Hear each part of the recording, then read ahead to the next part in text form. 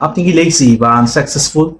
আপনি যদি বর্তমান সময়ে পৃথিবীতে বিভিন্ন ধরনের কাজ এবং অ্যাক্টিভিটিস এর কথা চিন্তা করেন, তাহলে মোস্ট অফ দ্য কেসেসে যে ব্যাপারটা কমন দেখতে পারবেন সাকসেসফুল মানুষের মাঝে, তাদের কিছু কমন হ্যাবিট, এবং 99% কেসে সেসব মানুষ এই কমন হ্যাবিটটা মাথায় রেখে মূলত তাদের লাইফটা গুছিয়ে ফেলেন এবং দিন শেষে একটা প্রপার আউটকাম এনশিওর করেন তাদের লাইফ থেকে।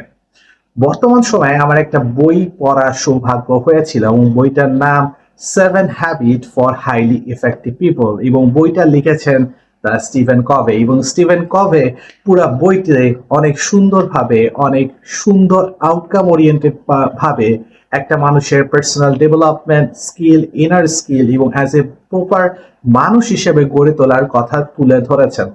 এবং পুরো বইয়ের বিষয়গুলো আমি 5টা পয়েন্টে আপনাদেরকে ব্যাখ্যা করব। পয়েন্ট নাম্বার 1, আপনি নিজেকে প্রোঅ্যাক্টিভ হিসেবে মূলত ডেভেলপ করুন এবং প্রোঅ্যাক্টিভিটি বাড়িয়ে তুলুন। অনেক ক্ষেত্রে আমাদের পার্সোনাল লাইফে বা যে কোনো পরিস্থিতিতে আমরা একটা কাজ করে থাকি, not only professional life, not only personal life. অনেক ক্ষেত্রে আমরা অন্যকে ব্লেম দিতে খুব বেশি পছন্দ করি, পরিস্থিতিকে ব্লেম দেওয়ার আমরা চেষ্টা করি। As a person, if you want to be a proactive person, সেক্ষেত্রে আপনি কোনো পরিস্থিতি, কোনো মানুষ বা অন্যকে ব্লেম ছাড়া মূলত নিজের রেসপন্সিবিলিটি, মানসিক শক্তি দ্বারা মূলত নিজের লাইফস্টাইল ডেভেলপ করার চেষ্টা করুন এবং নিজেকে প্রতিটা কাজে প্রোঅ্যাক্টিভ হিসেবে তৈরি করার চেষ্টা করুন। পয়েন্ট নাম্বার 2তে আমি যে বিষয়টা তুলে ধরবো সেটা হচ্ছে এন্ড অফ দ্য রেজাল্ট। যে কোনো কাজে চিন্তা করে আপনি মূলত নিজের কাজ শুরু করুন। যে কোনো কাজ করার ক্ষেত্রে আপনি যখন কাজটা শুরু করবেন, কোনো একটা জার্নি শুরু করার ক্ষেত্রে আপনি যখন আপনার জার্নি স্টার্ট করবেন, এটার প্রপার রোড ম্যাপ, আউটকাম এবং যে বিষয়টা সবার মাথায় আগে গেঁথে নিবেন যে কোন ওয়েতে আপনি যে রেজাল্ট এক্সপেক্ট করছেন সেটা প্রপার ওয়েতে আপনি তুলে ধরবেন।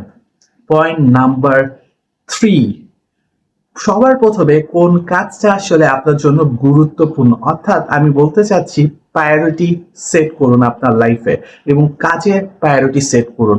আমি কিন্তু টাইম ম্যানেজমেন্টের কথা আপনাকে বলছি না, আমি মূলত যে বিষয়টা বলার চেষ্টা করছি আপনাকে, আপনি আপনার ফোকাস ম্যানেজমেন্ট করুন।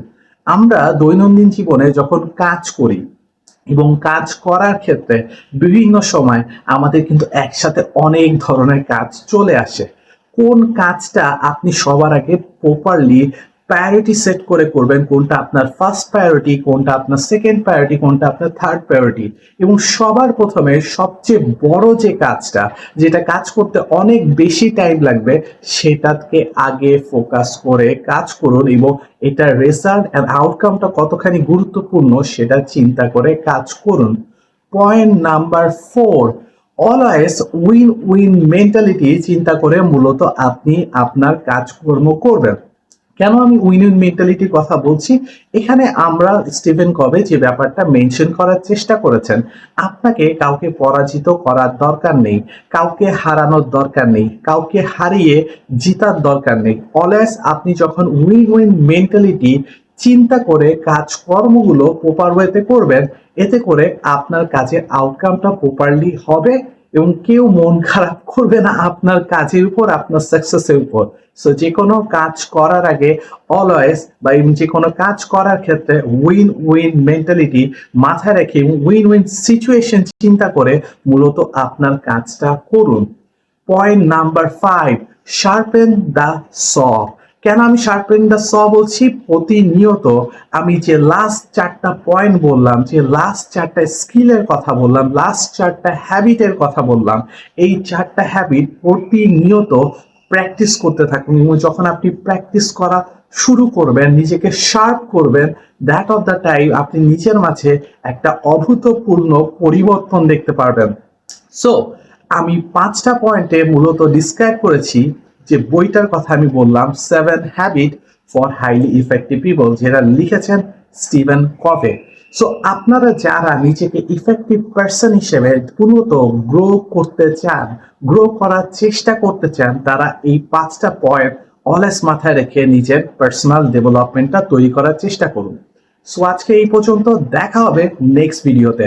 আর নেক্সট ভিডিওতে হয়তোবা ডিসকাস করব যে কোনো বিষয় নিয়ে, যে কোনো বই নিয়ে 5 পয়েন্টে। সো আমাদের সাথে থাকুন, আর ভিডিওটি কেমন লাগলো কমেন্ট করে আমাদেরকে জানান। So thank you very much. আসসালামু আলাইকুম।